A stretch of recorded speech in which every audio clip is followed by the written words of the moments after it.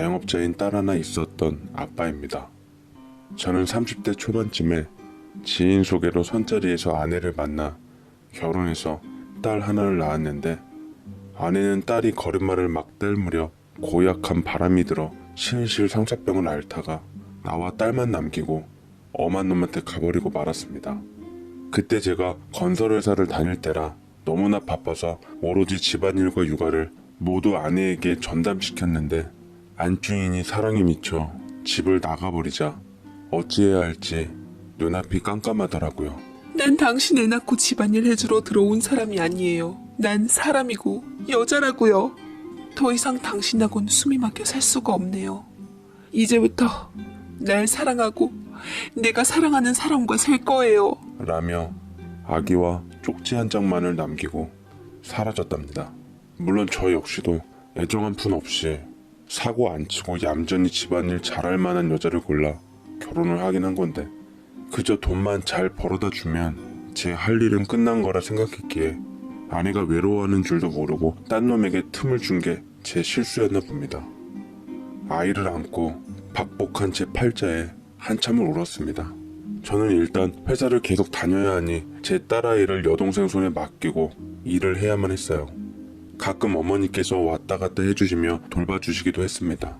엄마 손이 아닌 이 사람 저 사람 손을 타며 아이는 제 나이에 어울릴 법한 때 한번 잘못 부렸다가 무섭게 혼쭐이 나곤 했습니다. 고모인 제 여동생은 대놓고 지 아이와 제 아이를 편애하며 제 아이를 혹덩어리 취급을 하더라고요. 특히 조카아이랑 같은 시기에 태어나서 얼추 연령이 비슷했는데, 제 딸이 유난히 총명하고 똘똘했던 탓에 미움과 시기는 더했습니다. 제 아이는 눈칫밥을 먹어서 점차 기가 죽었고, 이를 안쓰럽게 본 어머니께서 가엾은 제 딸을 보며 말씀하시더라고요. 아무리 직장이지만 그래도 네 새끼인데 만약 네 여동생한테만 맡기면 어떡하란 말이니? 가방끈 짧은 내가 보더라도 네 딸이 보통 똑부러진 게 아니야. 세장가 가서 좋은 여자 만나 잘 키우도록 해라. 라며 어머니께서 내놓은 대안책은 바로 저의 재혼이었습니다. 그때부터 전 어머니의 말씀대로 재혼할 여자를 물색했고, 다른 건 다 필요 없고 첫 결혼과 마찬가지로 제 조건은 집안일 잘하고 제 딸아이 잘 키워주는 거, 이게 전부였습니다. 그리고 저는 두 번째 결혼도 적당하게 살만한 여자와 결혼을 했고 제 아이의 좋은 엄마가 되어달라고 신신당부를 했어요. 두 번째 아내도 재혼이었지만 아이가 없는 상황이었습니다. 오히려 자기 애가 없으니 잘 챙겨주겠다 싶었죠. 그런데 두 번째 아내는 나쁜 사람은 아니었지만 무척 게으른 여자였습니다. 본인 스스로도 밥 대신 배달 음식이나 과자나 빵 같은 걸로 식사를 대신하는데 아이를 잘 챙겨줄 리 만무했죠. 그때 제 딸은 초등학생이었는데 잘 못 먹어서 그런지 키도 작고 체구도 왜소했어요. 그런데도 워낙 똘똘한 아이라 공부를 굉장히 잘했고 우등상을 놓친 적이 없었습니다. 그런데 하루는 아이가 쓰러졌다고 연락이 왔습니다. 아이가 빈혈이 심하고 영양이 많이 부족하다더라고요. 저는 이 일로 두 번째 아내와 크게 부부싸움을 했고, 두 번째 아내와 이 일로 갈등의 골이 깊어져 결국 또 이혼을 하고 말았습니다. 이쯤 되니 제 딸을 누구에게도 맡기기가 어렵겠더라고요. 딸은 저를 꼭 안고 자기 심정을 얘기했습니다. 아빠, 나 그냥 아빠랑만 같이 살면 안 돼? 내가 이제 다 커서 아빠 밥도 차려줄 수 있고 집안일도 할 수 있어. 그냥 나 아빠랑 둘이 살고 싶어. 라고 얘기를 하니 저는 속으로 울컥해져서 딸을 꼭 껴안고 하염없이 울었어요. 그제서야 제게 가장 소중한 존재가 딸임을 알게 되었죠. 저는 딸을 보다 잘 키우기 위해서 회사를 그만두었고 퇴직금으로 고깃집을 인수받아 운영하게 되었습니다. 사람 쓰면서 제 사업을 하니 아무래도 시간을 제 마음대로 운영할 수 있는 부분은 좋더라고요. 딸은 저와 함께 있는 시간이 늘어나니 참 좋아했습니다. 그간 못해주었던 것들을 딸에게 다 해주고 싶었어요. 놀이동산도 가고 여행도 같이 가고 요리를 잘 못했지만 밥도 정성껏 잘 차려주고 딸과 행복한 시간을 보내면서 딸은 점차 안정을 찾아갔네요. 그때 딸도 저도 생애 가장 행복한 시간을 보냈었던 것 같아요. 딸은 중학교를 수석으로 입학했고 훗날 약사를 꿈꾸고 있었는데 이대로라면 충분히 이뤄낼 것 같았어요. 어딜 가나 딸 덕분에 어깨에 힘이 들어가곤 했습니다. 아이의 재능을 뒷받침해주기 위해 사교육의 메커니즘이라는 대치동 학원에 아이를 밀어 넣었고 딸이 가끔 버거워 보일 때도 있었지만 그 시기만 넘기면 다시 페이스를 찾고 나니 교육열에 더욱더 불탔습니다. 사교육비로만 나가는 돈이 어마무시했지만 아이의 성적으로 보답받으니 하나도 아깝지 않았습니다. 그런데 그 딸이 고등학교에 입학하면서부터 조금씩 달라지기 시작했어요. 제 딸은 동네에서 명문고라고 알려진 곳을 들어갔는데 중학교 때처럼 수석 입학을 못하니 제가 오히려 진 것 같더라고요. 자식을 명문대 의대 입학시킨 지인이 있었는데 사모님에게 온갖 싸바싸바하며 족집게 선생님을 알아내어 딸에게 붙이기도 했습니다. 그런데 어느 날부터인가 딸의 성적이 조금씩 떨어지기 시작했습니다. 심지어 1학년 겨울방학을 앞둔 기말고사 때는 전교 50등 밖으로 밀려나기도 했어요. 정작 딸은 상관없어 하는데 제가 더 미치겠더라고요. 딸을 채찍질하며 공부를 시키는데 집착했고 들이는 돈을 더 쏟으며 사교육에 힘썼습니다. 그런데도 졸고 있는 딸이 미워 보여서 얼음 넣은 찬물 세례를 끼얹기도 했죠. 공부해. 공부 좀 하라고. 열심히 공부해서 약대 가야 할 거 아니야. 너한테 드리는 돈이 대체 얼마인 줄 알아? 아빠가 들인 노력은 얼만데 그 성적 받고 잠이 와? 경쟁에서 이겨야 된다고. 그래야 네가 원하는 삶을 살 수가 있어. 아빠, 제발. 나 너무 힘들어. 졸리고 피곤하고. 이럴 거면 나 그냥 약대 안 갈래. 대학도 가기 싫어. 나 그냥 싫다고. 너 왜 그래? 아빠 실망시킬 거야? 그런 말 할 거면 당장 집에서 나가. 너 같은 딸 나도 싫으니까. 딸은 울면서 약한 소리를 했지만 끝내는 제가 원하는 대로 펜을 다시 들더라고요. 허나 노력이 합심에도 불구하고 딸의 성적은 쉽게 회복될 기미가 안 보였고 어느 날 담임 선생님께 연락이 왔습니다. 수정이가 요새 슬럼프에 빠진 것 같아요. 늘 단정하고 모범생인 아이였는데 요새 안 좋은 아이들이랑 어울려 다니기도 하고 가정 내에서 신경을 많이 써주셔야 할 것 같습니다. 라고 하시는데 걱정이 들은 저는 학교로 직접 찾아가 선생님과 면담을 했고 제 딸아이와 어울리고 있다던 친구들도 직접 확인했습니다. 딱 봐도 복장부터 불량인 게 딸의 분위기와는 거리가 멀더라고요. 왜 제 딸이 저런 친구들과 어울려 다니는지도 모르겠고 노심초사하기도 했고 한편으론 괘씸하기도 했습니다. 저는 날 잡아 주말에 딸이 독서실을 간다길래 몰래 미행을 해보았네요. 그런데 아이가 지하철 화장실에 들어가더니 아가씨나 입을 법한 스커트 차림의 복장을 하고 하이힐을 신은 채 나오는 게 아니겠어요? 게다가 화장까지 하고 커다란 링 귀걸이를 하고 나오는데 정말 심장이 멎을 뻔했습니다. 그리고 머지않아 딸이 활짝 웃으며 어느 남자의 팔짱을 꼈는데 언뜻 보이는 외모로는 딸 또래 같더라고요. 미쳤다 싶었습니다. 이 중요한 시기에 이성 교제라니.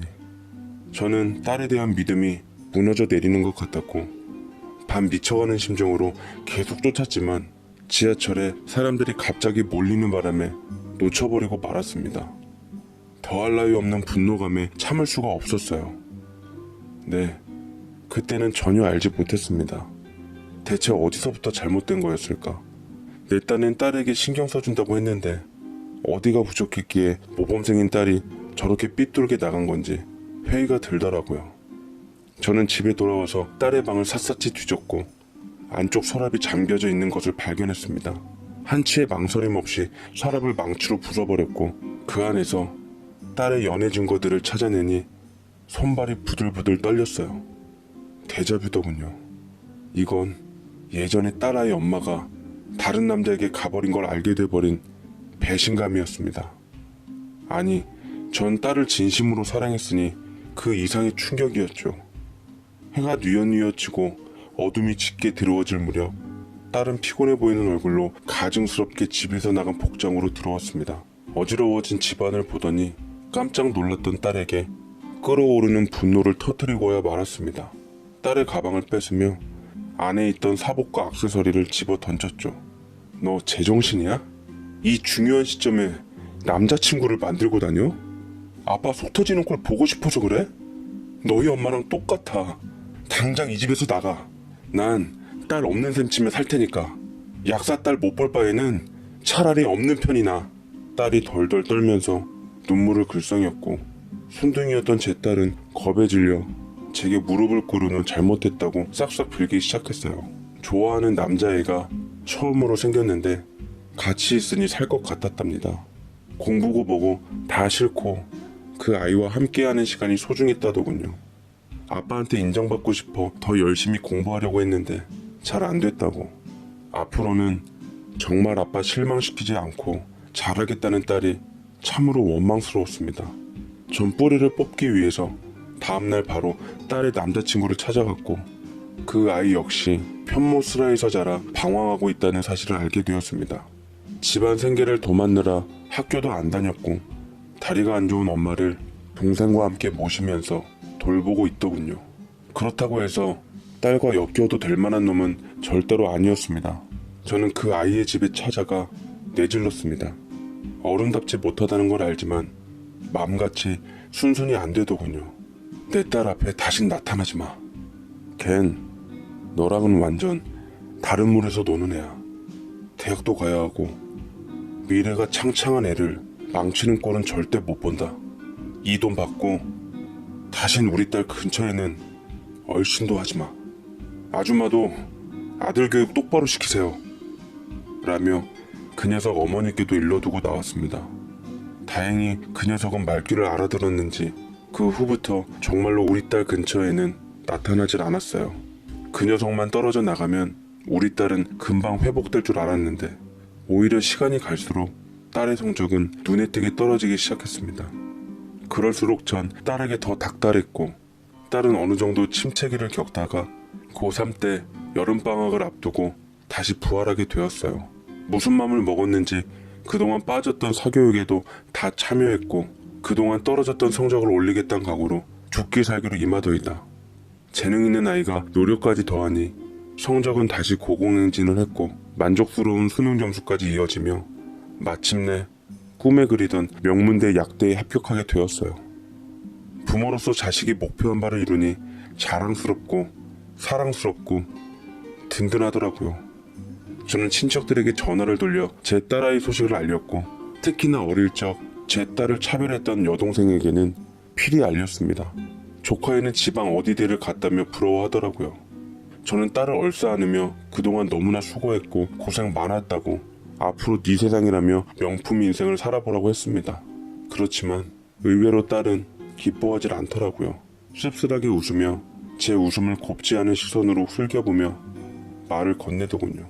아빠, 내가 약대 가서 행복해?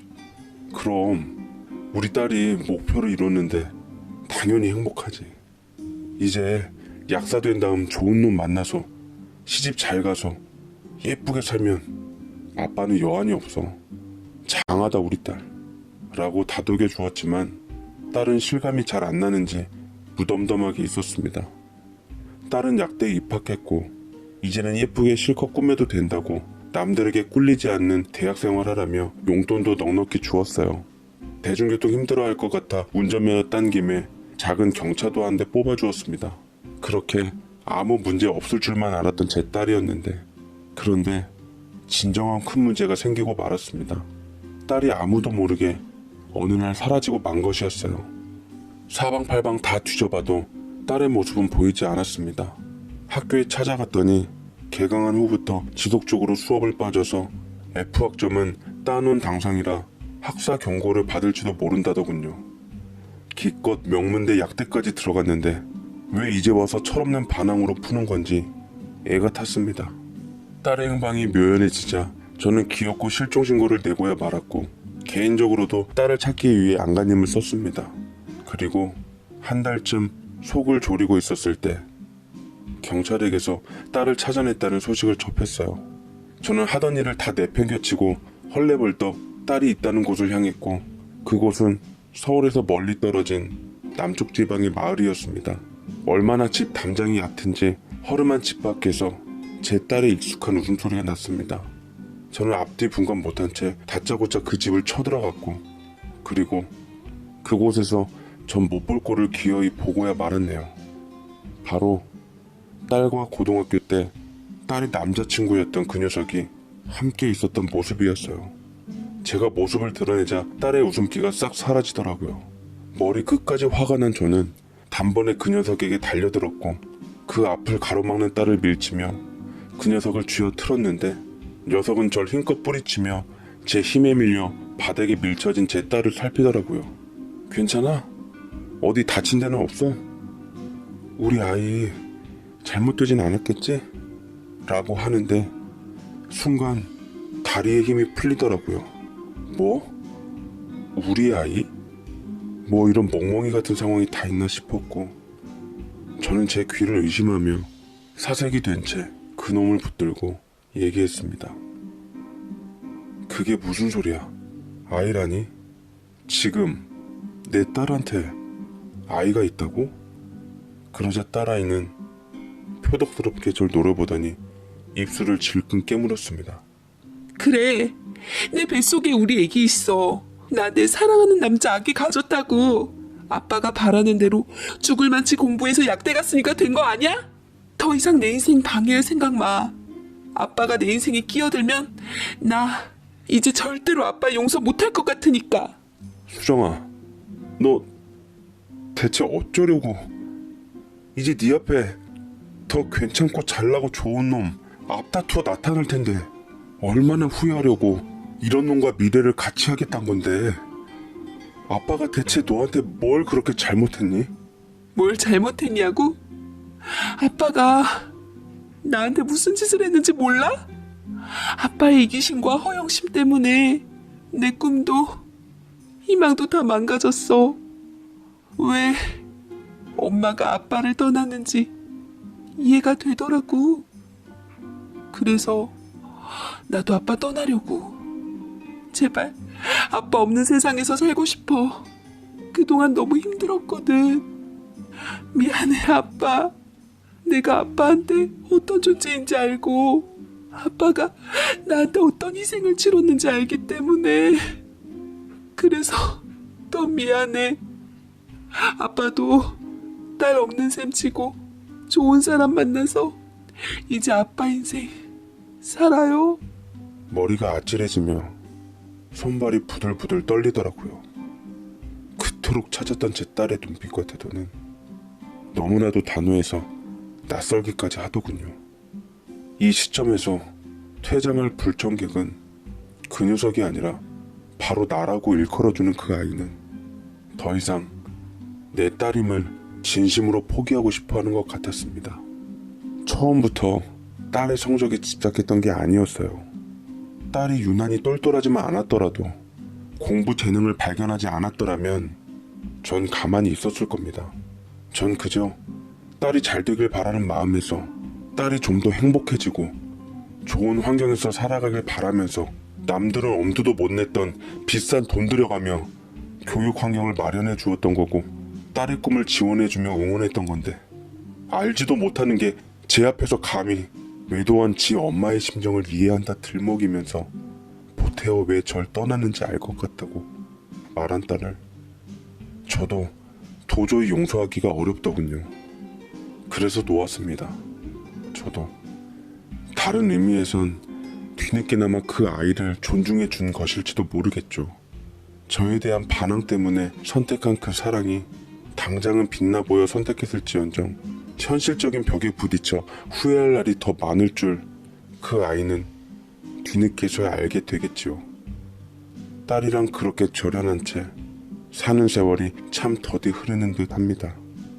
사계절이 변하는데도 피부에 잘 와닿질 않네요. 내 어여뻤던 딸도 부디 제 마음과 같길 바라며 사연을 몇 자 적어보았습니다. 그렇게 저는 아버지의 덕으로 어려움 없이 유년 시절을 보냈습니다. 그런 저의 아련한 유년 시절을 떠올릴 때면 빠질 수 없는 한 사람이 제일 곁에 늘 있었습니다. 저와 같은 학교, 같은 집에 살았던 제 친구이자 저희 형제와도 같았던 친구 상철이입니다. 친구는 우리 아버지 관용차를 몰던 새로 들어온 운전기사님의 아들이었어요. 서로가 처음 보고 인사했을 때 저보다 한 뼘이나 커 보이던 친구를 보며 저는 형인 줄 알고 형 만나서 반가워. 나 이종환이야. 친하게 잘 지내자. 이상하네. 우리 아버지한테 듣기론 너랑 같은 나이라고 했었는데 나 형 아니고 너랑 동갑이야. 친구의 호탕한 웃음소리는 처음 만나 어색했던 순간을 웃음으로 물들이기에 충분했습니다. 그렇게 한순간 가까워진 우리는 24시간 중 잠자는 시간만 빼고 늘 붙어다니며 둘이 하나처럼 움직이는 사이가 되었습니다. 친구는 우리 집 별채에 살았으며 우리는 학교도 같이 다녔을 뿐 아니라 같은 반이기도 해서 더 그랬던 것 같습니다. 형제가 없던 저에게 친구는 부모님 다음으로 제가 제일 의지하는 친구 그 이상이었죠. 눈 뜨면 친구를 찾아 학교에 같이 가자고 별채 앞에서 기다릴 정도였습니다. 이런 저의 모습을 보고 아버지는 못마땅해 하며 가끔 혀를 차기도 했습니다. 뭔 사내 녀석이 저렇게 정이 많아서 어디 큰일을 하겠어. 그래도 그게 어디예요. 이제 학교에 지각은 안 하잖아요. 당신 일 때문에 여기저기 옮겨 살다 친구도 못 사귀고 늘 혼자였는데 저러는 게 얼마나 보기 좋아요. 애들 일이니까 당신은 그냥 못 본 척해요.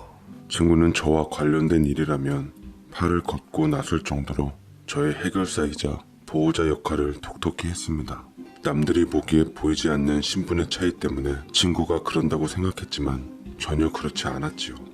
우리 사이에는 보이지 않는 신뢰와 서로에 대한 믿음이 굳건히 자리 잡고 있었습니다.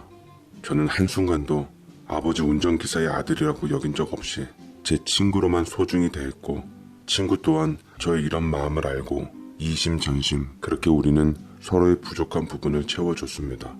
이렇다 보니 머리 쓰는 일을 제가 도맡아 하면 친구는 힘쓰는 일을 알아서 척척하며 제가 하고 싶어하는 일은 묻지도 따지지도 않고 해줬습니다. 저도 이런 친구가 더없이 좋아 제 옆에 보이지 않으면 불안함마저 들 정도였죠.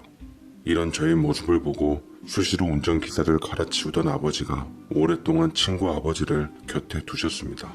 아마도 저를 걱정한 엄마의 노련한 조련이 아버지에게 통했던 것 같아요. 그러던 우리가 어느덧 중학교에도 나란히 들어가게 되었습니다. 국민학교 다닐 때부터 붙어다녀 우리는 눈빛만 봐도 서로가 뭐를 원하는지 말을 안 해도 알아차렸습니다. 그러니 척하면 차길 정도였죠. 우리의 호기심은 왕성해서 별별 장난을 같이 저질렀습니다. 집집마다 돌며 초인종 누르고 도망가기, 친구들 도시락 바꿔놓기, 학교 마치고 집으로 돌아갈 때쯤엔 친구들 운동화끈 묶어놓기 등 우리의 하루는 남들보다 부지런했습니다. 사람들 심리를 알아보고 싶다는 저의 제안에 심지어 밖에서도 장난을 쳤습니다. 친구와 저는 1,000원짜리 지폐에 낚싯줄을 묶어놓고 사람들이 많이 다니는 곳에 둬서 누가 죽고자 하면 살살 끌어당겨 못 죽게 해 돈 주우려는 사람들을 당황하게 했습니다. 이 모습을 멀리 숨어서 지켜보고 있던 우리는 숨이 넘어갈 정도로 웃었지요. 이처럼 장난에 도 같았던 우리는 대범해지기까지 했습니다.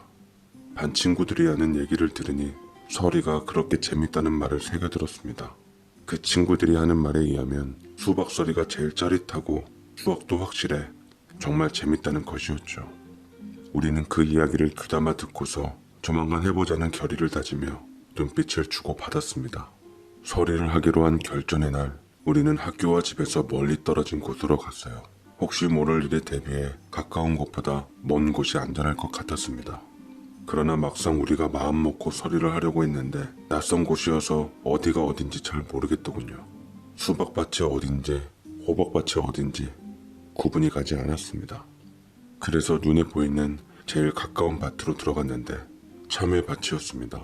우리는 수박 대신 참외라도 감지덕지 여기며 노랗게 익은 참외를 따서 품에다 넣었지요. 서너 개가 품속으로 들어가자 어느새 배가 불러온 것처럼 불뚝해서 걷기조차 버거웠습니다. 우리는 각자 품속에 몇 개 넣고 양손에 한 개씩 든 상태에서 먹었습니다. 갓 딴 참외라 그런지 참으로 달았어요. 저희 둘은 서로의 얼굴을 마주보며 뭐가 그리도 웃기는지 양손에 든 것을 먹으면서 서로 눈이 마주치면 웃었습니다. 그처럼 신나게 남의 밭에서 서리를 즐기던 우리에게 벼락 같은 호통소리가 들렸습니다. 야, 거기서 뭐하는 짓거리야? 한해 농사 니놈들 때문에 다 망쳤다. 꼼짝 말고 거기 서 있어. 그리고는 냅다 달려와 우왕좌왕하고 있던 친구의 목덜미를 낚아챘습니다. 저는 친구가 잡히는 것을 보고 있는 힘껏 달려 그 자리를 벗어났습니다. 친구는 그 당시 속으로 제가 안 잡히고 자기가 잡혀서 다행이라며 그런 생각을 했다고 하더군요. 그러나 이미 친구는 우악스러운 참외밭 주인의 손에 잡혀 꼼짝달싹도 하지 못했습니다. 밭 주인은 친구를 데리고 곧장 파출소로 갔어요. 그리고 잘못했다고 싹싹 비는 친구의 얘기를 들으려고 하지 않았습니다. 친구가 울며불며 매달렸지만 매정했던 밭 주인은 공범인 저의 거처만 알아내려 했지요. 그런데도 친구는 끝까지 저의 이름을 밝히지 않았고 혼자 도망간 저를 감쌌습니다. 네 놈이랑 같이 있었던 놈, 그 놈 이름이랑 사는 데만 말하면 너 용서해 줄 테니까 그만 울고 말해봐. 일이 이렇게 커져버리자 친구의 부모님과 제가 연루된 것을 눈치챈 저희 부모님도 함께 파출소로 오셨지요. 완강한 밭주인은 저희 아버지가 고위 공무원이란 사실을 알고 말을 바꾸었습니다. 이런 녀석들 때문에 한두의 농사를 망친 게 아닙니다. 분명 작년, 재작년에도 이 녀석들이 우리 참외밭에 와서 분탕질을 해놓고 갔을 텐데 한해 농사 보상해준다고 그것으로 되겠습니까? 욕심이 목 끝까지 차있던 밭주인은 한몫 잡으려는 듯이 한해 농사에 대해 손해배상을 해달라고 했다가 우리 아버지의 신분을 알고서는 지난해와 지지난해까지 해달라고 했지요. 그렇게 하면 피해 금액이 엄청났습니다. 밭주인의 이야기를 다 들은 친구는 끝까지 저의 이름을 함구한 채 자기 혼자서 한 것이라며 일관되게 진술했습니다. 친구의 이런 행동에 아버지는 그 불똥이 저에게 안 튀니 속으로 흐뭇하게 생각했던 것 같습니다. 그러나 친구의 부모님은 친구가 혼자 다 뒤집어 쓰는 것보다 공범을 밝혀 고통 분담을 나누길 원했지요. 결국은 친구 혼자 다 뒤집어 쓰고 밭주인은 자기가 원하는 대로 되지 않자 친구를 괘씸하게 여겨 일절 합의 없이 법적인 처벌을 받게 했습니다. 친구의 용감하고 의리 있는 행동으로 저뿐 아니라 우리 아버지까지 지켜주었습니다. 저는 이 일로 아버지가 친구네를 도와주는 줄 알았습니다. 옆에서 지켜보던 엄마도 친구네를 돕자고 했지만 아버지는 본인에게 흠결이라도 생길까봐 철저히 외면하셨습니다. 아버지는 본인의 출세밖에 생각하지 않았지요. 우리 아버지와 저에게 한순간 버려진 친구와 친구네는 별채를 떠나 다른 곳으로 이사하게 되었습니다. 거기다 아버지는 친구 아버지를 해고하고 예전처럼 다른 사람을 고용했습니다. 매정하고 인색했던 아버지는 친구네의 사정은 안중에도 없었지요. 친구네가 이사 나가던 날 저를 쳐다보며 원망 어린 눈길로 쏘아보던 친구 부모님의 눈빛을 지금도 잊지 못하고 있습니다. 제가 조금만 더 용기를 냈더라면 친구가 그 지경까지 가지 않았고 친구네의 보금자리와 친구 아버지의 안정된 직장마저 잃지 않았을 거란 생각이 어린 제 가슴에 지울 수 없는 자국을 남겼습니다. 저는 친구네 집에 이삿짐이 다 빠져나가는 것을 보고 그만 그 자리에 주저앉아 소리내어 울었습니다. 이젠 그 친구를 더 이상 못 본다는 생각이 현실로 다가오자 제 몸의 일부가 잘려나간 느낌이 들었어요. 어린 제 가슴이 시큰거리며 심장을 옥죄이는 통증이 폐부 깊숙이 찔러오더군요. 숨을 몰아쉬어야 할 만큼 고통은 길고 깊었습니다. 제가 주저앉아 통곡하듯 우는 제 모습을 본 엄마는 달려와 저를 꼭 안으며 오늘 일을 잊지 마라. 힘이 있어야 친구도 지키고 너 자신을 지킬 수가 있어. 비정한 너희 아버지를 원망하며 힘을 기르도록 해라. 그게 네가 할 일인 거야. 엄마의 말 한마디 한마디는 고통과 함께 저에게 각인되었습니다. 저를 위해서라면 뭐든지 다 해주고 나를 지켜주던 친구를 저 혼자 살겠다고 한순간에 왜 그런 선택을 했는지 제 자신이 너무 싫었습니다. 다시 그 순간으로 돌아간다면 아니 다시 돌리고 싶었습니다. 그러한 죄책감은 저를 짓누르고 있었지요. 양심의 가책은 심해져 밤마다 되풀이되던 그날 일을 꿈으로 꾸었습니다. 꿈의 마지막 부분에서는 어김없이 울부짖고 있는 친구를 봐야 했어요. 그럴 때면 저 또한 꿈속에서 친구와 함께 울었습니다. 제가 왜 그랬는지 돌이킬 수 없는 현실에 제 자신에 대한 미움만 커지고 있었습니다. 친구네가 이사를 간 이후 친구의 소식은 더 이상 접하지 못했습니다. 저와 함께 다니던 학교를 퇴학당한 채 졸업을 못한 것만 알고 있었지요. 이 일로 아버지에 대한 원망은 무럭무럭 자라고 있었습니다. 자기 아들이 잘못한 거 분명 알고 있었으면서도 진실 앞에서 방어만 한 채 비겁하게 행동한 아버지가 도저히 납득하기 힘들었습니다. 그런 저의 분노는 아버지에 대한 복수심으로 키워나가고 있었습니다. 엄마의 말처럼 힘을 길러 아버지를 뛰어넘고 싶어졌죠. 아버지보다 더 높은 지위에 올라 아버지의 그 잘난 직책을 비웃고 싶었습니다. 그래서 친구에 대한 기억이 떠오르면 친구를 지켜주고 싶어 무조건 책상 앞에 앉아 공부했습니다. 밤낮 없이 공부만 하다 보니 저희 성적은 항상 상위권을 유지하며 부모님과 선생님들로부터 칭찬을 받았지요. 그 여세를 몰아 저는 좋은 대학에 들어갔습니다. 대학 졸업할 때쯤에는 행시에도 합격해 저의 미래는 탄탄대로였죠. 그러나 제 마음 한켠은 과거의 발목이 묶여 있었습니다. 저는 제 나이에 비해 외적으로 남들이 부러워할 만한 성공을 거뒀습니다. 원하던 곳에 가 아버지보다 높은 직책에 앉아 일도 했습니다. 아버지는 이런 저를 처음에는 자랑스러워했지만 시간이 지날수록 아들보다 못하다는 생각이 들었는지 저를 피하는 것 같았습니다. 저는 속으로 이것이 진정한 복수처럼 느껴졌습니다. 어린 저와 친구에 대한 저의 소심한 복수는 아버지가 이렇게 자괴감이 들길 바란 것이었습니다. 또 하나 제가 꿈꾼 다른 복수는 아버지가 퇴직하기 전까지 아버지가 일하는 곳에 제가 상관으로 가는 것이었죠. 남의 눈을 의식하는 아버지에게 아들과 비교당해 당신의 자존감에 금이 가게 하고 싶었습니다. 그것이 제가 할 수 있는 최고의 복수이자 마지막 숙제였어요. 아버지 퇴직이 얼마 남지 않은 시점에 제가 그렇게 바라던 저의 소원은 이루어졌습니다. 저는 공과 사를 철저히 구분하면서 일 처리를 했습니다. 그래서 일부러 사람들 보는 앞에서 아버지를 질책했지요. 아버지의 표정은 구겨지고 손은 부르르 떨고 있었습니다. 아버지의 그런 모습을 보면서도 저는 외면했습니다. 아버지가 저와 친구를 외면한 것처럼 다른 사람들 앞에서 아들에게 질책을 받은 아버지는 수치심을 느꼈는지 그 일 이후 저와의 관계는 원만하지 않았습니다. 직장 내에서는 저의 이런 태도 때문에 자기 아버지마저도 혼내는 사람으로 인식돼 오히려 기강이 바로 잡히는 계기가 되었습니다. 저의 옹졸한 복수극이 막바지에 달했을 때 아버지가 퇴직하게 되었습니다. 그때쯤 저는 마음 한구석 묻어둔 제 상처를 소환했습니다. 그때부터 저는 친구에 대해 본격적으로 알아보고 다녔지요. 친구네가 우리 집에서 나간 후 삶이 얼마나 곤공해졌는지 찾기가 쉽지 않았습니다. 그 흔적을 보여주듯 여러 번의 이사를 했는지 정확한 주소를 알아내기가 힘들었습니다. 심지어는 주소 말소가 되어 다시 등록된 것을 알게 되었지요. 그렇게 저는 마음의 짐을 덜고 싶어 친구네로 찾아갔습니다. 같은 하늘 아래 서울인데도 이런 곳이 있을까 싶을 정도로 낙후되다 못해 골목길이 거미줄처럼 엉켜 있었습니다. 물어서 찾아간 곳은 햇빛도 들지 않는 반지하 집이었어요. 문을 열고 나온 친구 아버지는 저를 한참 물끄러미 쳐다보더니 인상을 구겼습니다. 네가 왜 여기까지 찾아왔어? 아직도 먼 미련이 남아서 우리를 쫓아다니는 거냐? 썩 꺼져.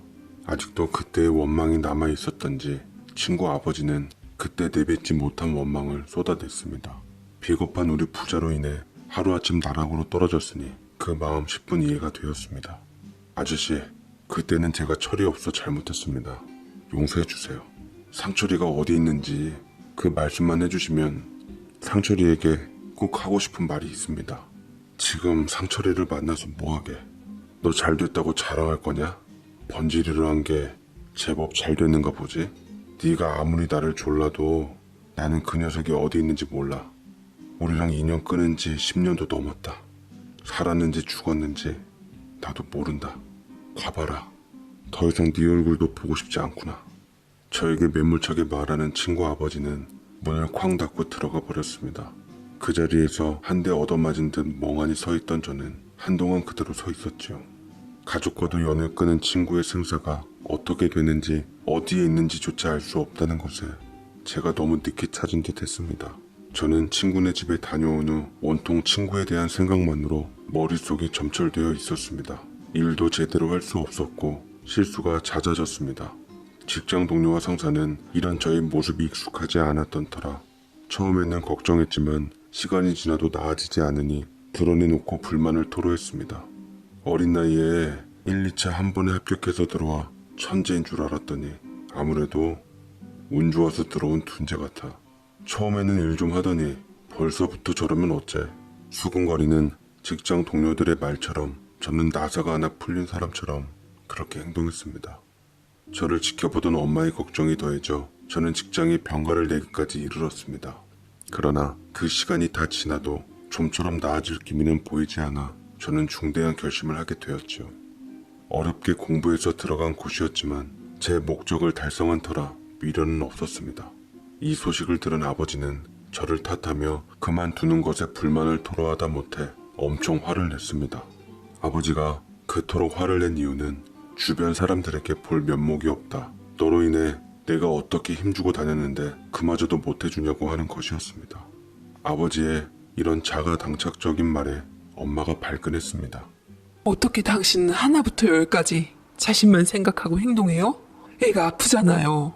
그 자리에 앉아서 나라 위에 일 못하면 미련 없이 그만둬야죠. 오래 앉아서 세워라 내워라 하며 나라 곳간이나 축내는 그런 인간은 되지 말아야 하지 않겠어요? 연금 꼬박꼬박 타먹으면서 마누라한테 갑질하는 그런 못난 사람은 안 됐으면 해요.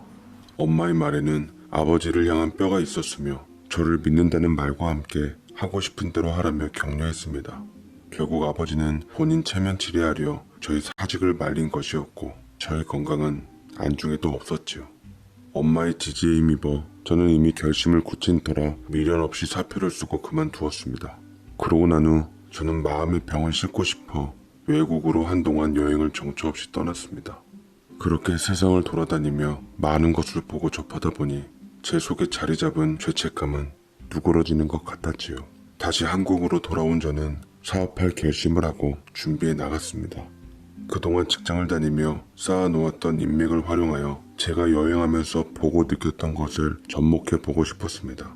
사업 계획서를 만들어 투자처를 알아보러 다니며 사업 실효성에 대해 설명하며 투자자를 모으러 다녔습니다. 발바닥에 땀이 날 정도로 뛰어다니며 투자자들을 만난 결과 저는 사업을 하게 되었죠. 힘들게 시작한 제 사업은 처음 몇 년간은 주춤했지만 어느 해부터는 폭발적인 소비자 반응을 일으키며 수직으로 상승했습니다. 그로 인해 저는 사업을 더 확장해 나가며 언론의 주목과 강의도 나가게 되었지요. 얼마 지나지 않아 우리 회사는 상장도 하며 취업생들이 취업하고 싶어하는 1위 회사가 되어 승승장구했습니다. 이렇게 저희 사업이 번창할수록 제 속의 어둠 또한 커져가고 있었습니다. 그러던 어느 날 저희 직원이 저를 찾아온 사람이 있다고 하더군요. 예약하고 다음에 찾아오라고 했지만 그 손님은 막무가내로 저를 만나야 된다는 말만 하며 자리를 떠나지 않고 꼼짝 안 하고 있어 곤란해했습니다. 그래서 그 사람이 기다리고 있다는 손님 접견실로 제가 직접 가봤죠. 그곳에는 놀랍게도 생사를 알 수 없었던 제 친구가 앉아 있었습니다. 제 마음의 짐이었고 아픔이었던 오매불만 그리던 그 친구가 말입니다. 우리 직원이 선뜻 친구와 저와의 만남을 주저했는지 친구의 행색을 보아 미루어 짐작할 수 있었습니다. 같은 나이 또래라고 할 수 없을 정도로 겉늙은 모습과 정리되지 않은 머리와 손톱은 위생 상태마저 의심하게 할 정도였죠. 유행이 한참 지난 옷에다 흙이 잔뜩 묻은 구두를 신고 찾아왔으니 역 앞에 노숙자 몰골이었습니다. 이렇게 변해버린 친구의 모습이 제 마음을 갈기갈기 찢어 놓았습니다. 얼마 전 집에 들렀더니 네가 다녀갔다는 얘기를 들었어. 이 나이 되도록 난 너를 잊은 적이 없어. 다시 그때로 돌아간다 해도 난 그때와 똑같은 결정을 할 거야. 날 찾는다고 해서 보고 싶어 찾아왔다.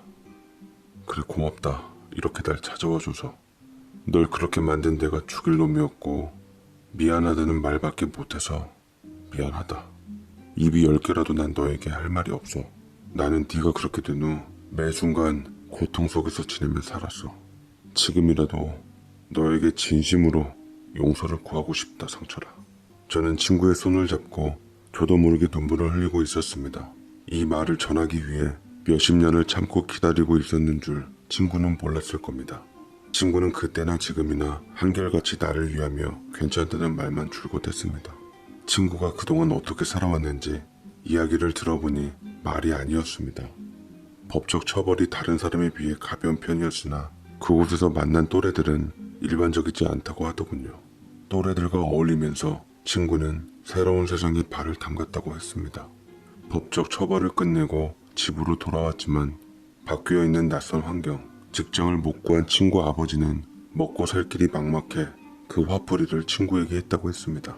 네 놈이 그때 그놈 이름만 말했어도 우리가 이 지경까지 오지 않았어. 이렇게 빈손으로 쫓겨나지도 않았을 거다 이놈아. 친구 아버지의 악다구니는 날이 갈수록 심해져 갔고 친구의 얼굴만 봐도 화를 내고 때리는 통에 집에 들어갈 수 없어서 거리를 헤맸다고 했습니다. 그래서 또래들과 함께하며 여러 번 법적 제재를 받고 수시로 들락날락 거렸다고 하더군요. 그렇게 청소년기를 허비하며 준비 안 된 상태에서 성인이 되었다고 했습니다. 성인이 된 친구에게 사회는 자비도 없이 더 이상 기회를 주지 않았고 그래서 점점 어둠의 늪으로 빠져 들어갔다고 했습니다. 그러기를 여러 번 반복하다 얼마 전까지도 영화의 몸으로 있다가 나왔다고 했습니다. 그 일로 인해 우리 두 사람의 삶의 회전각은 완전히 다른 방향으로 바꾸어 놓았습니다.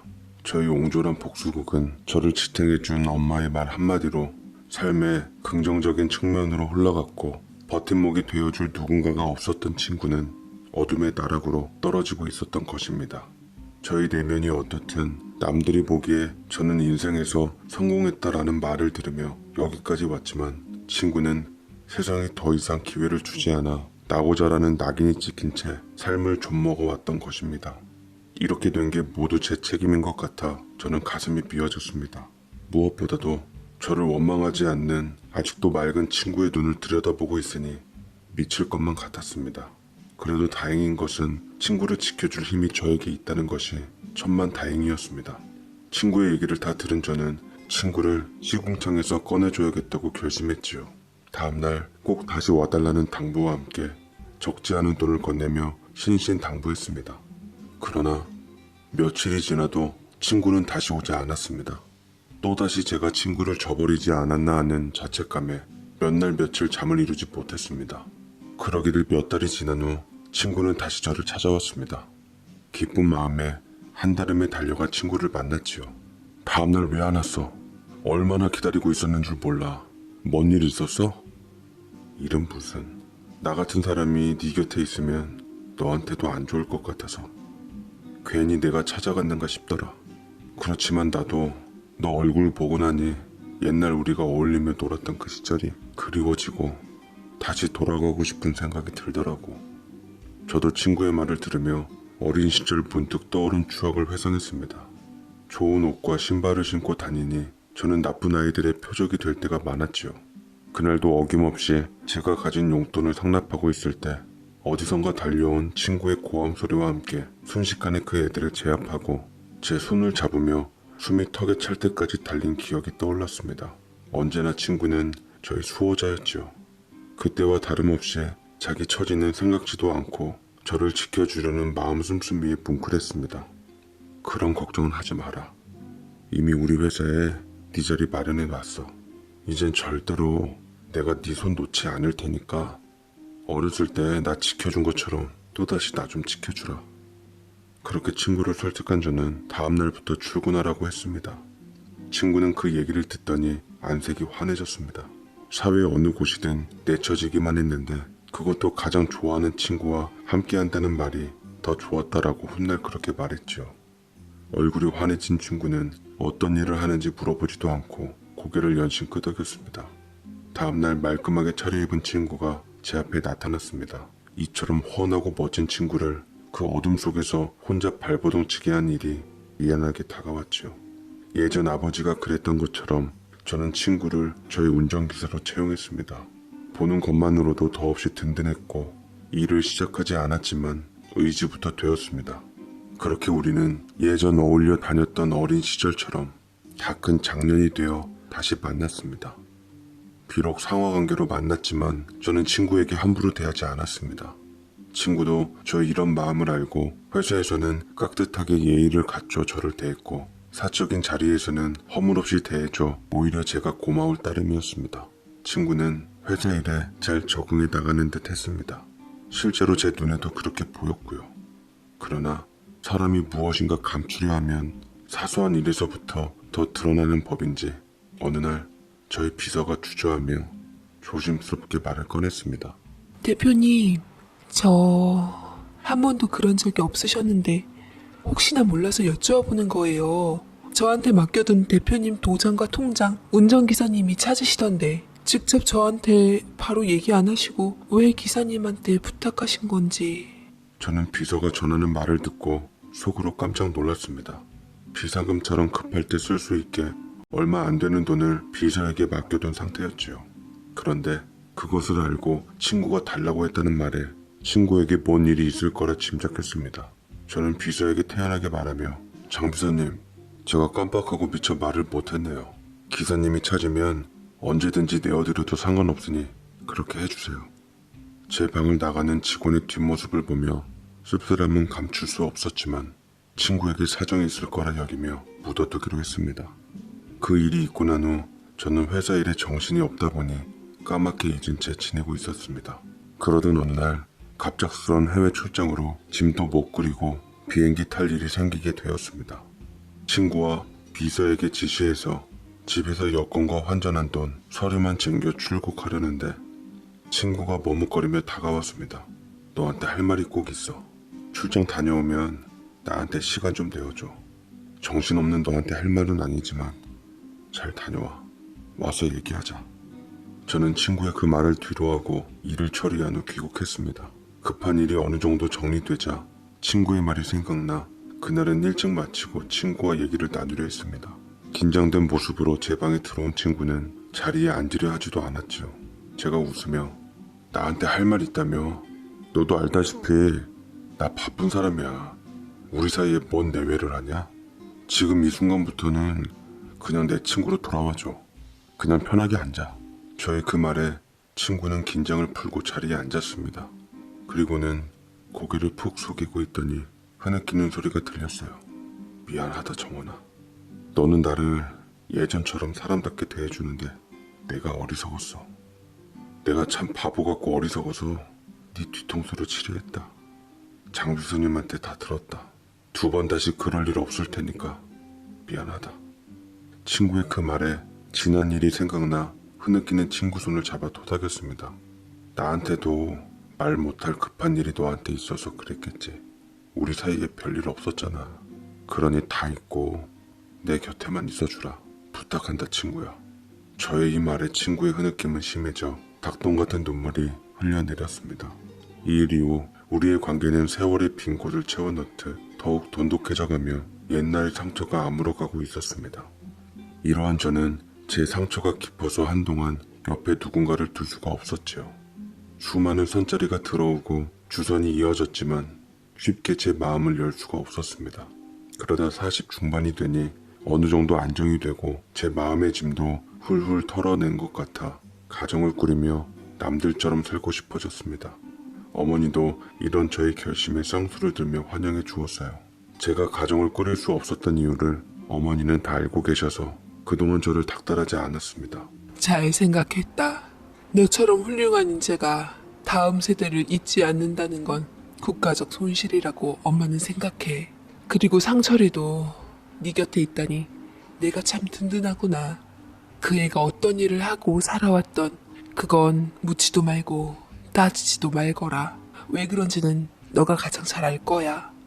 이번에는 네가 그 애를 지켜주거라. 엄마의 당부는 끝없이 이어졌지만 이야기의 요점은 저와 친구에 대한 걱정뿐이었습니다. 그러면서 우리 둘의 결혼 문제에 대해 고민하시더니 친구와 저의 선자리를 끊임없이 제공해 주시는 든든한 조력자로 나섰습니다. 친구 또한 부평초처럼 살아와 저와 마찬가지였습니다. 우리 둘은 인생의 반려자를 만나기 위해 따로 똑같이 주말이면 열심히 사람을 만나러 다녔네요.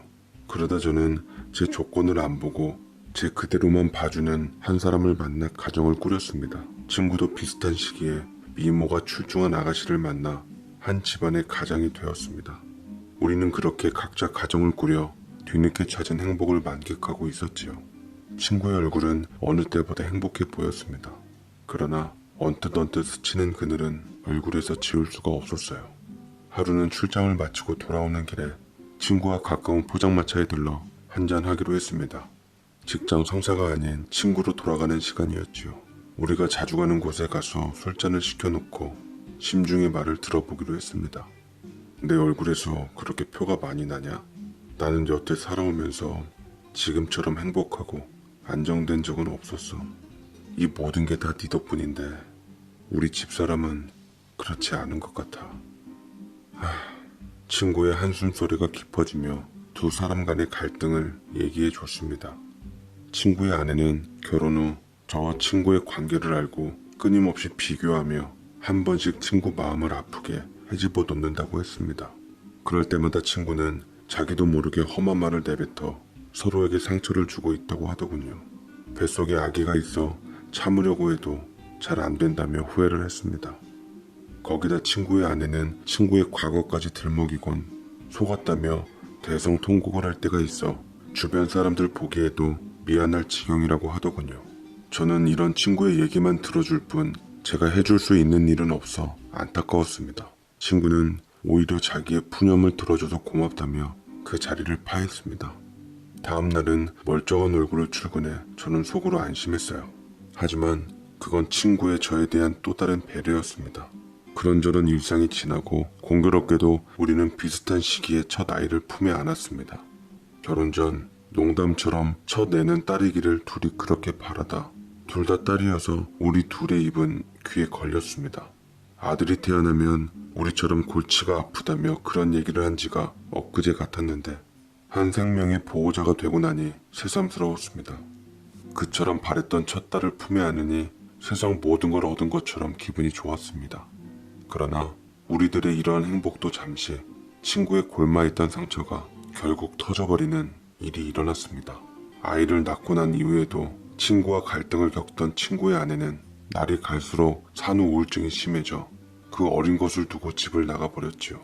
친구가 가진 내면의 강건함과 성실함을 봤더라면 일이 이 지경까지 오지 않았을 거란 생각에 마음이 아팠습니다. 좀 더 서로를 보듬었더라면 행복했을 가정이 이렇게 깨지게 되어 마음이 착잡했어요. 아이가 어려 어디 맡길 데도 없어 제 아내가 전후 사정을 알고 그 아이를 우리 아이와 같이 보살펴 주었습니다. 친구는 퇴근하는 길에 우리 집에 들러 아이를 데리고 갔지요. 그때마다 제 아내에게 미안해하며 몸둘 바를 몰라 했습니다. 그러는 사이 아이들이 무럭무럭 자랄 동안에도 친구의 아내 소식은 들려오지 않았습니다. 시간이 날 때마다 친구가 백방으로 찾아다녔지만 친구 아내의 흔적은 찾을 수가 없었지요. 날로 수척해져가는 친구의 얼굴을 볼 때마다 저는 친구가 안쓰러웠습니다. 이제 행복만이 남아있을 줄 안 친구의 앞날이 또 한 번 거센 파도에 휘영청거리니 곁에서 지켜보는 저 또한 마음이 편치 않았습니다. 그러던 어느 날